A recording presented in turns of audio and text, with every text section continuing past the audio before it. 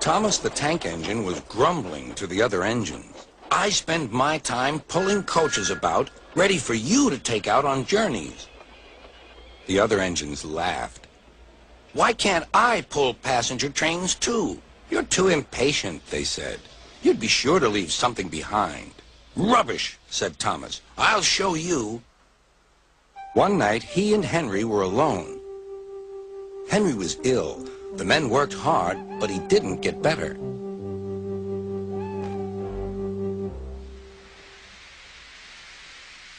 He felt just as bad next morning.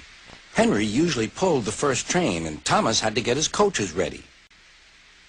If Henry is ill, he thought, perhaps I shall pull his train. Thomas ran to find the coaches. Come along, he fussed. There's plenty of time, they grumbled. Thomas took them to the platform and wanted to run round in front at once. But his driver wouldn't let him. Don't be impatient, Thomas. Thomas waited and waited. The people got in. The conductor and station master walked up and down. The porter banged the doors, and still Henry didn't come. Thomas got more and more excited.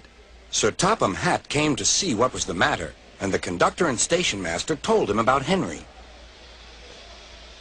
Find another engine, he ordered. There's only Thomas, they said. You'll have to do it then, Thomas. Be quick now. So Thomas ran round to the front and back down on the coaches, ready to start. Let's not be impatient, said his driver. We'll wait till everything is ready.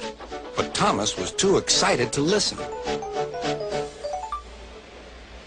What happened then, no one knows. Perhaps they forgot to couple Thomas to the train, or perhaps the driver pulled the lever by mistake. Anyhow, Thomas started without his coaches. As he passed the first signal tower, men waved and shouted, but he didn't stop. They're waving because I'm such a splendid engine, he thought importantly. Henry says it's hard to pull trains, but I think it's easy. Hurry, hurry, hurry, he puffed, pretending to be like Gordon. People have never seen me pulling a train before. It's nice of them to wave. And he whistled. Beep, beep. Thank you.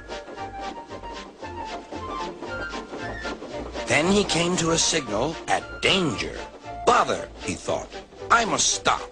And I was going so nicely, too.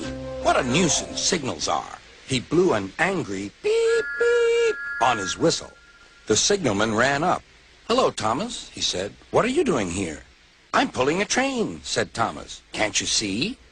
Where are your coaches, then? Thomas looked back. Why, bless me, he said, if we haven't left them behind. Yes, said the signalman. You'd better go back quickly and fetch them. Poor Thomas was so sad he nearly cried. Cheer up, said his driver. Let's go back quickly and try again.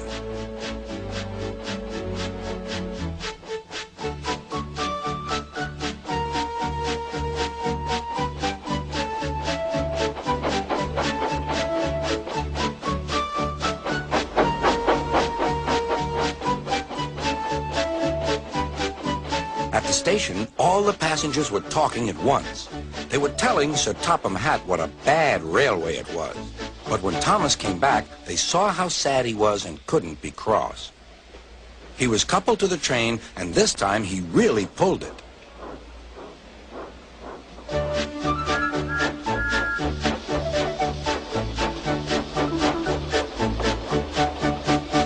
Afterwards, the other engines laughed at Thomas and said, Look, there's Thomas, who wanted to pull a train, but forgot about the coaches.